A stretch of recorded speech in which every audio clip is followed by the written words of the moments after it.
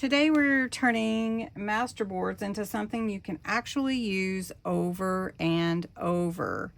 And it's something cute but functional as well. And in it are some makes that we do later. And it will be so fun to see how you create yours.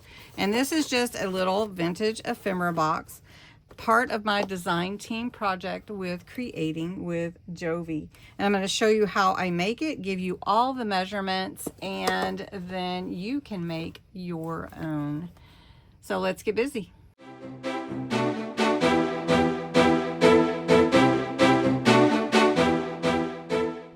To make the box with Masterboards, you could do it with any Masterboard or really any papers that you want to. And holding the ephemera, amazing. And using Masterboards, that is a really fun project, right? So I'm going to use a couple of the sheets that are part of Jovi's kit. And I picked out the real newspaper ones first. So these are the ones that I'm going to be using, and I'll take a flip through of all of it at the end if you want to see. But we're going to get into making the box first, and I'm going to give you the measurements and everything, and then we're going to make a window, as you saw, and put ephemera in it. And how wonderful is that? So you need 2 sheets of 12 by 12. I am using some pretty heavy cardstock. It is Knitweight Collections Bloom with Grace by Crafter's Companion. These are double-sided and they are 250 GSM. I really wanted 300, but since I'm going to be gluing the Masterboards in cardstock onto the box itself, it will be sturdy. So we're going to take the first one and we're going to score it for our box, and we're going to make an 8 by 8 box. Now this is a scoring board, and this is the inches side.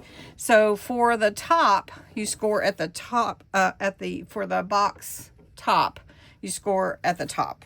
Does that make sense? For the box base, you score at the bottom this way. If you don't have a scoring board like this, which is pretty neat because it's so big, then you can measure your box base to be 1/8 inch difference. And that will help you. But having the board, I don't have to think about it. So we're going to make a 2-inch score line all the way around. So we're going to do 2 inches all the way around. So this is my 12 by 12 2-inch, and this is my top. And this is where my window will be.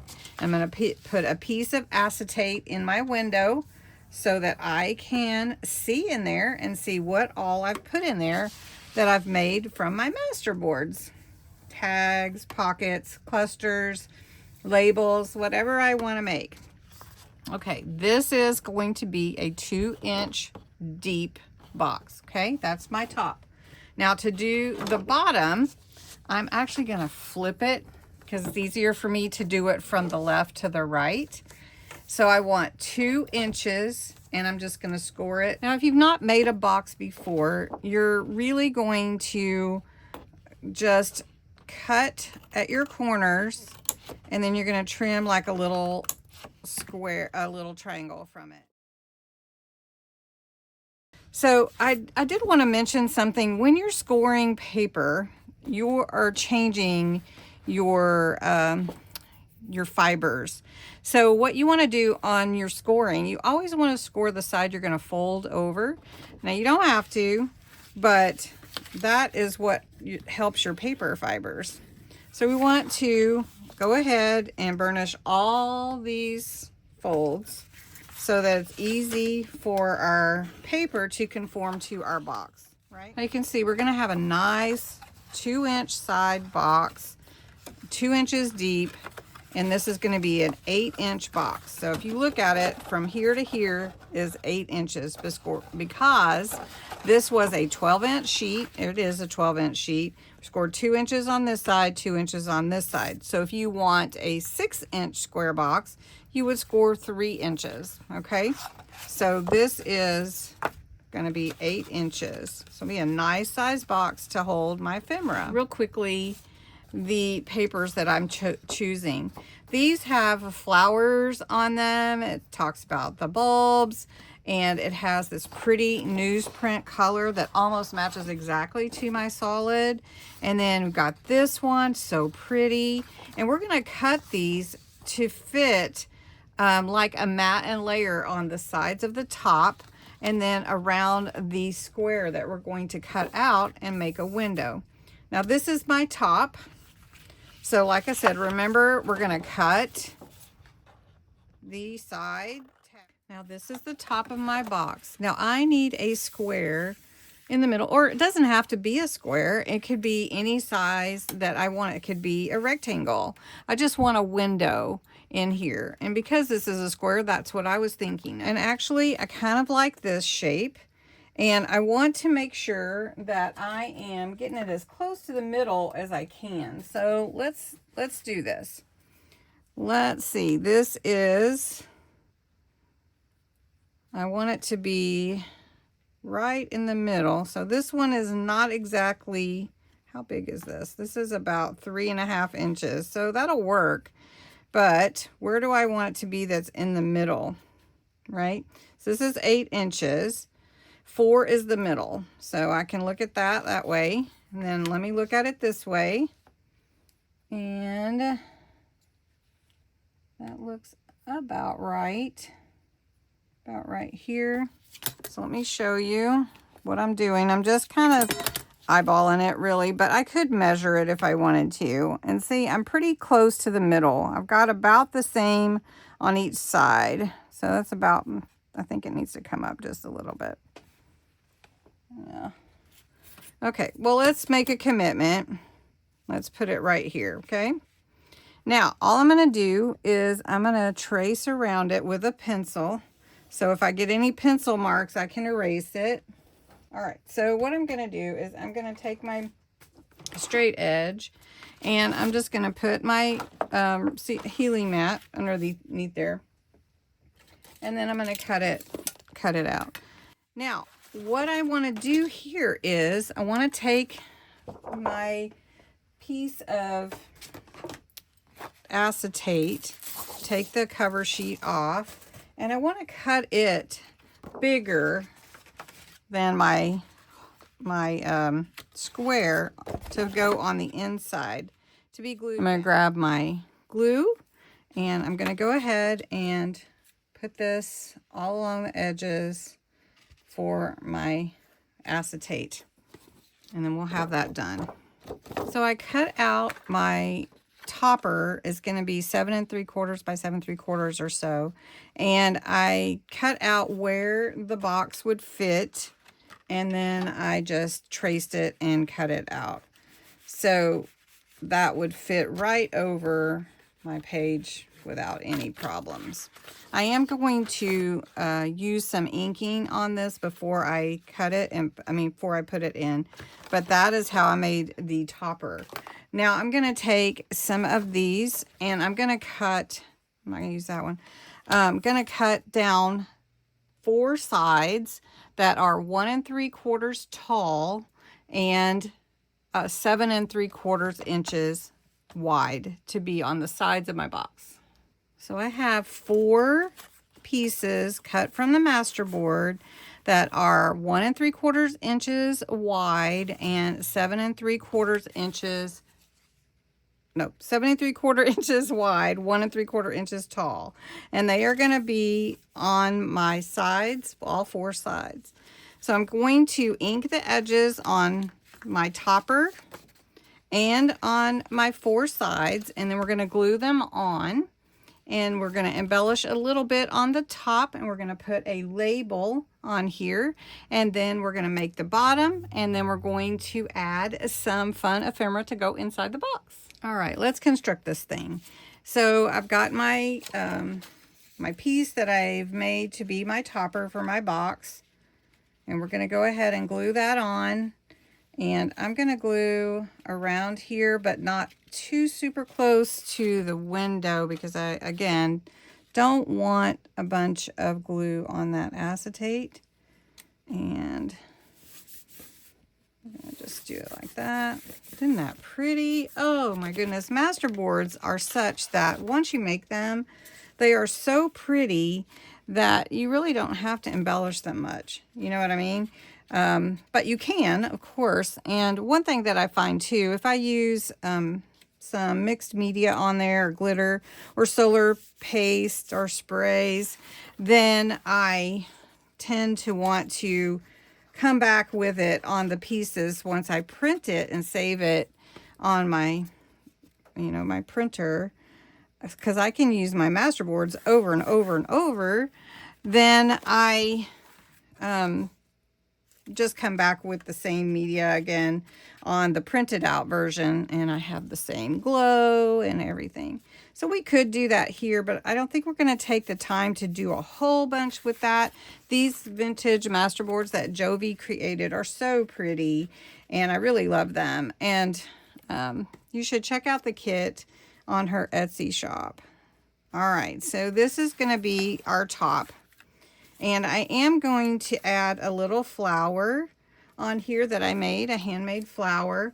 But I thought first it might be, since there's lots of flowers here, to use some vine around the edge. I was thinking about the vine. I think it will look really pretty. And I'm going to go ahead and glue that down. And then we're going to glue the box together and the top, the bottom and the top together. And I made an insert for the bottom so that when I look in, if I don't have anything in there, I'll have a pretty something looking back at me. So I'm going to glue this down, and then we're going to finish constructing our box. Trying to decide which side I like the flower on. I think on the right. So I'm just going to glue that down with some regular liquid glue. And we'll just glue that down. I didn't glue the leaves, so we'll just glue that down. Now, let's see if that will hold. Okay. Now we're going to glue our box together. We're going to put some glue on this flap. And you can use regular glue, but it's just faster for this presentation for me to use the hot glue and glue it together. So we're just going to line it up like that and glue all our flaps down. We're going to do the same thing with the bottom. Now, again, you can use tape. You can use liquid glue. If you are using liquid glue, you may want to use a clip to hold it till it is, set up. Now, another thing too, depending on how well you burnish your folds, will be how square your box is. So you want to make sure you do a good job on your burnishing your folds, your score lines. Okay, so let's get this one. And then we'll have our top all put together. And then we'll make the bottom for our box. And it should fit right inside. Look at that. That's going to be so fun. Okay. Okay, I cut this piece to cover the bottom 7 3/4 by 7 3/4. And the reason that I did, there's two reasons actually. One, it gives a little more stability to the box, especially if it gets full. And two, it is pretty on the inside and the outside of my box. Okay, so now we can construct the box the same way we did the top. This is our bottom. And again, you're just going to be gluing the edges, the tabs to the side. Now that is the box put together with Masterboard as the accent. This is my bottom right, and we have a nice little window to see what's going to be inside our box. So let's take a couple more sheets and we'll make a couple of tags. We can make a pocket. We can make a cluster, whatever we want to make. We've got all these little pieces that we cut out. Let's just use them and make some quick tags. Now they don't have to be, like I said, they don't have to be embellished too much because they really are already embellished from the, let me turn my glue gun off. They're already embellished really from the Masterboard. So we're just going to add a little ink. This can be a bookmark. We can add a little pull for the bookmark. So we'll put a pull there and we'll add a little ribbon or trim. I've got some trim here we can add that's kind of got some pom-poms on it. It's really cute. And in part of the kit, instead of a flower, we're just going to put a photo. This kit is just so adorable. Let's do her kind of diagonal. Does anybody use the word catty-cornered anymore? Because I just really like that word. It's a fun word. I just don't know if anybody uses it anymore. So let's put dream. How about dream? We'll just put that on there, right there. And we've got a fun little bookmark to put in our box. We put that in our box. So put it in the box. And now we're going to make another tag. So let's make a quick tag with some of our leftovers. How about let's do, we could do some small tags. Could use these and make little tags. And let me use my tag punch. All right, all I did was tie the ribbon on these. So or twine, and I'm gonna put those in the box. Then let's do a pocket. Let's make a pocket. And all we're gonna do is, we're not gonna glue it to the page, but let's just take one of these sheets and let's make a pocket. So I want to cut this in half, and I'm going to show you a quick easy pocket I've shown you before, and it will be fun. So let's make 2 pockets. Let's make a 1-minute pocket also. So we're going to grab 2 of them, and I need a square and an 8x5.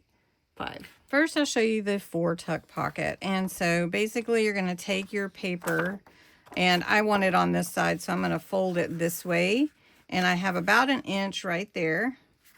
Let's do it a little bit more. Let's get them a little bit more even. Let's do right here. So about 1.5 inches. Okay, and let me get my bone folder and get a good, there we go. All right, so then what I want to do is I want to fold this in probably a couple of inches like this.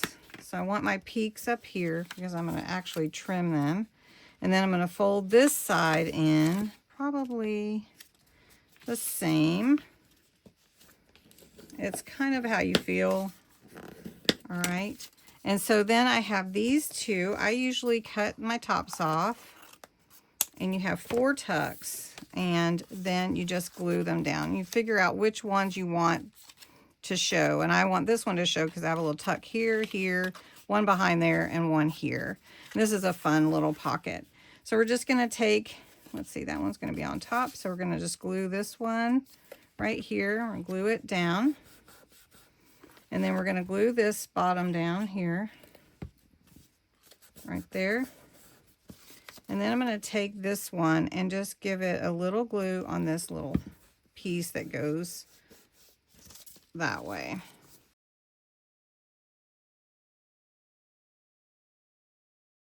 You've got a really fun little pocket here that we could put into any journal. So I have a tuck there, tuck here, and a tuck back here.